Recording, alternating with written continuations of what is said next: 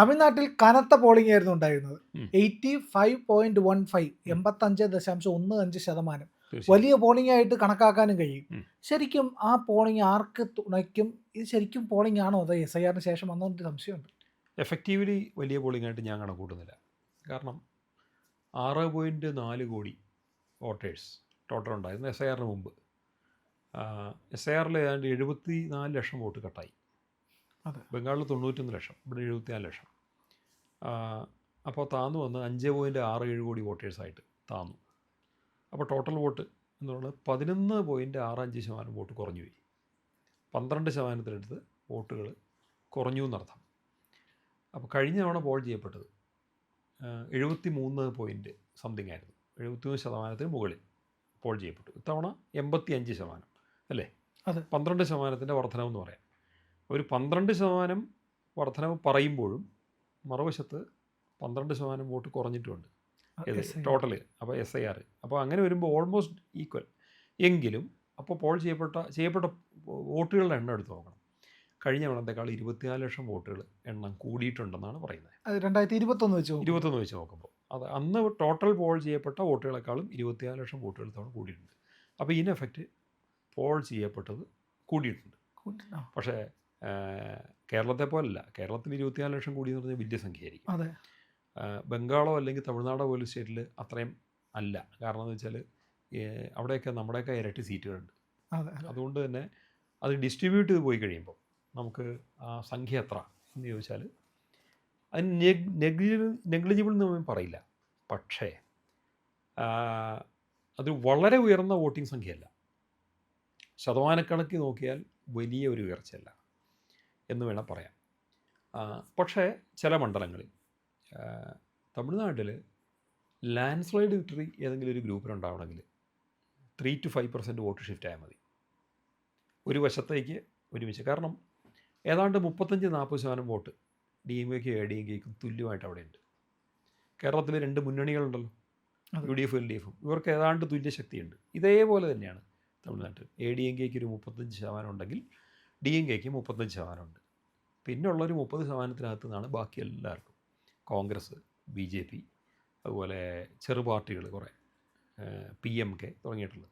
ഇതിൽ PMK എന്ന് പറഞ്ഞാൽ അവർക്ക് തന്നെ 5% വോട്ടുണ്ട്. ഇതിൻ്റെ PMK രണ്ടായിട്ട് വിഘടിച്ചു പോയി. 2 മുന്നണിയായിട്ട് സെപ്പറേറ്റ് ആയിട്ട് നിൽക്കുകയാണ്. പിന്നെ തിരുമാവളകൻ എന്ന ദളിത് ലീഡറിന് അയാൾക്കുണ്ട് ഒരു 5-7% വോട്ട്. ഇങ്ങനെയുള്ള പല ഗ്രൂപ്പുകളുടെ കയ്യിലാണ്. അപ്പം വിജയം നിർണ്ണയിക്കുന്ന ആരെന്ന് ചോദിച്ചാൽ ഈ സഖ്യകക്ഷികളാണ്. പ്രധാന കക്ഷിക്ക് 35% ഉണ്ടാവും. അപ്പോൾ അവരുടെ ഒപ്പം നിൽക്കുന്ന എത്ര കക്ഷിയുണ്ട്, ഇവരുടെയാണ് ബാക്കി. ഇതിനിടയ്ക്കാണ് 2 പുതിയ ചേഞ്ചസ് ഉണ്ടായിരിക്കുന്നത്. BJPക്ക് അവിടെ മുൻകാലങ്ങളിൽ 1.5% വോട്ടേ ഉണ്ടായിരുന്നു.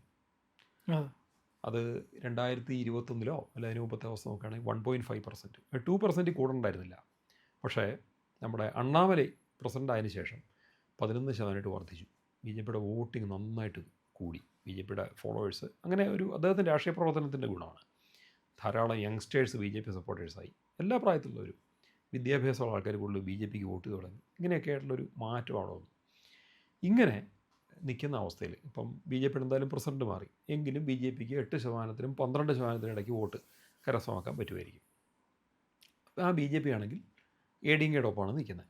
അപ്പോൾ BJPക്ക് വോട്ട് എവിടെ നിന്ന് കിട്ടി? DMK-ന്നും ADMK-ന്നും കൂടിയാണല്ലോ വന്നേക്കുന്നത് BJP വോട്ട്. അതുകൊണ്ട് ADMKയുടെ ഒപ്പം നിൽക്കുമ്പോൾ പൊതുവെ നോക്കുകയാണെങ്കിൽ ടോട്ടൽ ഒരു 40% NDA മുന്നണിക്ക് കിട്ടാനുള്ള വകുപ്പ് അവിടെ ഉണ്ട്. PMKയുടെ വിഘടിത കക്ഷി NDAയുടെ ഒപ്പമുണ്ട്, BJP അതിനകത്തുണ്ട്, ADMK ഉണ്ട്, പിന്നെയും ചെറു പാർട്ടികളുണ്ട്. അപ്പം ഓൾമോസ്റ്റ് അത്രയും കിട്ടും. 40 വരെ നമുക്ക് ഏതാണ്ട് പറയാം. മറുവശത്ത് DMK മുന്നണിക്കും ഏതാണ്ട് അത്രയും തന്നെ എന്ന് പൊതുവെ കണക്ക് കൂട്ടാം. എങ്കിലും ഇത്തവണത്തെ ഇലക്ഷനിൽ ഈ 24 ലക്ഷം വോട്ടുകൾ വർദ്ധിച്ചത് അത് ഏത് ഭാഗത്തേക്കായിരിക്കും കൂടുതൽ പോവുക എന്നുള്ളത് നമ്മൾ നോക്കണം.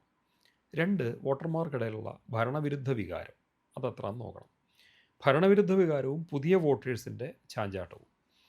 ഇതിനിടയിൽ TVK എന്നൊരു പുതിയ കക്ഷി വന്നിട്ടുണ്ട്. നടൻ വിജയിൻ്റെ കക്ഷിയുണ്ട്. ഈ പാർട്ടി എത്ര പിടിക്കും? ഇടയ്ക്കുള്ള അഭിപ്രായ സർവേകളിൽ അവർക്കൊരു 16-20% ഉണ്ടായിരുന്നപ്പം ADMKയുടെ നിലപ്പെരിങ്ങില്ലായിരുന്നു. ഇതിനുശേഷം വിജയിൻ്റെ പോപ്പുലാരിറ്റി കുറഞ്ഞു വന്നു. അപ്പോൾ ADMKയുടെ കൂടി വന്നു. അങ്ങനെ വരുമ്പോൾ വിജയിൻ്റെ കക്ഷി കൂടുതൽ വോട്ട് പിടിച്ചാൽ ഒരുപക്ഷെ എ ഡി എം കെക്ക് അത് നന്നായിരിക്കാൻ സാധ്യതയില്ല. ഡി എം കെക്ക് ഗുണം ആയേക്കുമായിരിക്കും. അത്രേ പറയാനുള്ളൂ. പക്ഷേ എങ്കിൽ പോലും ഈ സർവേകൾ അത്ര വിശ്വസിക്കാൻ പറ്റില്ല. ഭരണവിരുദ്ധ വികാരമാണ് പലപ്പോഴും ഇത്തരം പുതിയ രാഷ്ട്രീയ പാർട്ടികളുടെ ജനനത്തിന് കാരണമാകുന്നത്, അല്ലെങ്കിൽ അവരുടെ വളർച്ചയ്ക്ക് കാരണമാകുന്നത്. അങ്ങനെയെങ്കിൽ ഡി എം കെക്ക് വോട്ട് ചെയ്യുന്ന ഒരു അനുഭാവ വിഭാഗമുണ്ട്. പ്രവർത്തകർ എന്നല്ല ഞാൻ പറഞ്ഞത്, അനുഭാവ വിഭാഗം. ഇവരുടെ വോട്ടുകൾ കുറേ കൊണ്ടുപോയി വരും വിജയ്.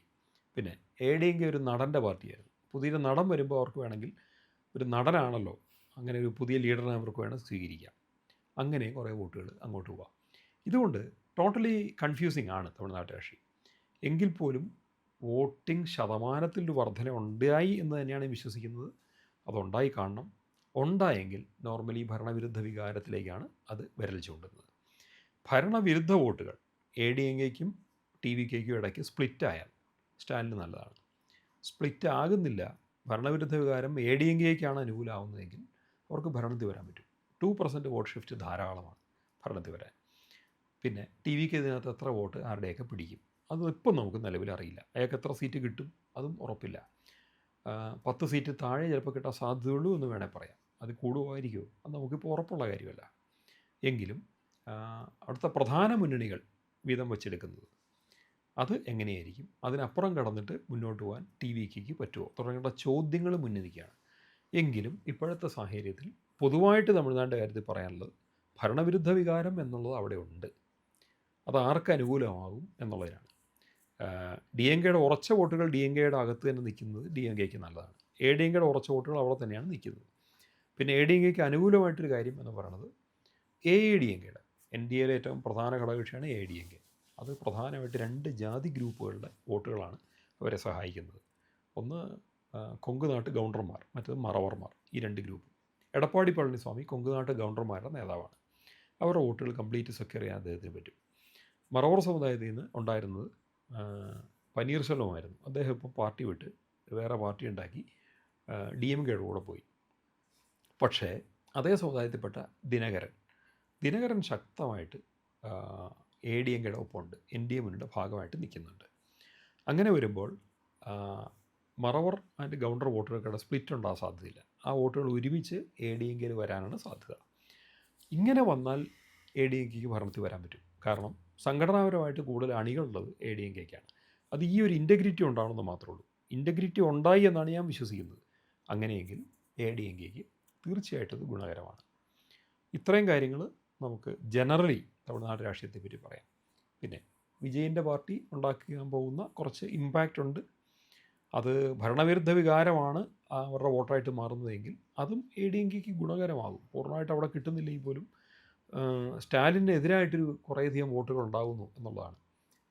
എ ഡി എം കെയുടെ വോട്ടുകൾ ഈ 2 സമുദായങ്ങളുടെ ചേർന്ന് ഇൻ്റഗ്രേറ്റഡായിട്ട് പിടിച്ചു നിർത്തുകയും മറുവശത്ത് ഭരണവിരുദ്ധ വികാര വോട്ടുകൾ എ ഡി എം കെക്കും ടി വി കെക്കും സ്പ്ലിറ്റ് ആവുകയും ചെയ്താലും ഗുണം എ ഡി എം കെക്ക് തന്നെയാണ്.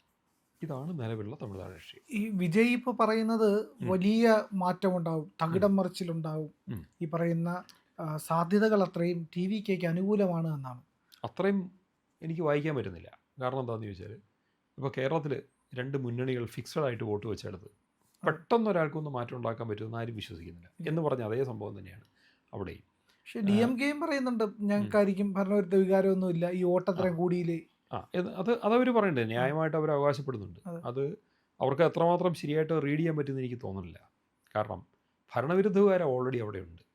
പിന്നെ 90% പോകുന്ന വോട്ട് പോളിംഗ് പോകുന്നൊരു സാധനം ഉണ്ടായിട്ടില്ല. അതുകൊണ്ട് ബംഗാളിൽ 90% മുകളിൽ പോയി.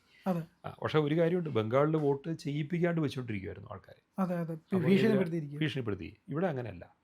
തമിഴ്നാട്ടിൽ അങ്ങനത്തെ പ്രശ്നമൊന്നുമില്ല. ആർക്കും വന്ന് വോട്ട് ചെയ്യാം. അവിടെ പ്രശ്നങ്ങളൊന്നുമില്ല. വോട്ടിങ്ങൊക്കെ ന്യായമായ രീതിയിൽ നടക്കുന്നുണ്ട്. വോട്ടിങ്ങിൽ നിന്ന് വിട്ടു നിൽക്കുന്നവർ സ്വാഭാവികമായിട്ട് വിട്ടു നിൽക്കുന്നതായിരിക്കണം. അങ്ങനെയുള്ളവർ പോലും കുറേ പേര് വന്നിറങ്ങി വോട്ട് ചെയ്തു. അതിന് 2 ആയിരിക്കും കാരണം. ഒന്ന് ഭരണവിരുദ്ധ വികാരം, അതുള്ളപ്പോഴാണ് വോട്ട് ചെയ്യാത്തവരൊന്ന് വോട്ട് ചെയ്യുന്നത്. 2 ടി വി കെ വിജയനെ ഒരു നേതാവായിട്ട് പുതിയ ഒരാൾ എന്നാൽ ഇയാൾക്ക് വോട്ട് ചെയ്തേക്കാം എന്ന് ചിന്തിക്കുന്ന 2 എണ്ണം. അല്ലാതെ പണ്ട് വോട്ട് ചെയ്യാത്തവർ ഇപ്പോൾ ഒന്ന് സ്റ്റാലിനെ അധികാരത്തിൽ ഇരുത്തിയേ പറ്റുള്ളൂ അതുകൊണ്ട് വോട്ട് ചെയ്യാം എന്നും പറഞ്ഞ ആരും അങ്ങനെ വന്ന് വോട്ട് ചെയ്യില്ല. അപ്പോൾ വോട്ടിംഗ് ശതമാനം 1-2% കൂടിയിട്ടുണ്ടെങ്കിൽ പോലും അത് സ്റ്റാലിനെതിരായിരിക്കും. ഇതാണ് അവസ്ഥ.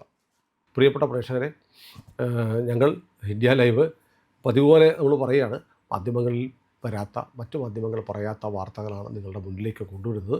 ഇത് പറയാൻ ഞങ്ങൾക്ക് പ്രേരണയും ശക്തിയും നിങ്ങളാണ്. നിങ്ങൾ ഞങ്ങളുടെ കൂടെ ഉണ്ടാവണം. ഞങ്ങളുടെ ചാനൽ സബ്സ്ക്രൈബ് ചെയ്യണം. നമുക്കൊരു ചാനൽ കൂടിയുണ്ട്, C4N, C4N മലയാളം.